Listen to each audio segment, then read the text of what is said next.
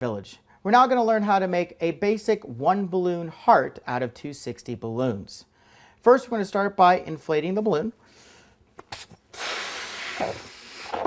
Now, although I want to give the appearance that it's fully inflated, I'm not going to fully inflate the balloon. I leave a little bit uninflated, and as I tie the balloon off, I'm going to let some air out and then tie the balloon.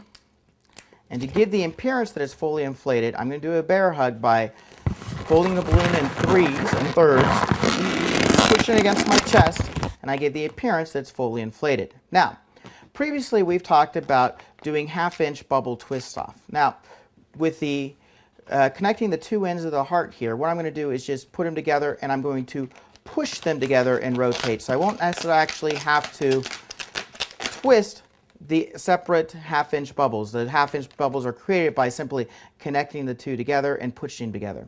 Now, I'm going to hold the circle created by the two half-inch bubbles down there, and I'm going to hold it like a steering wheel at the 10 and 2 position, like you're driving there.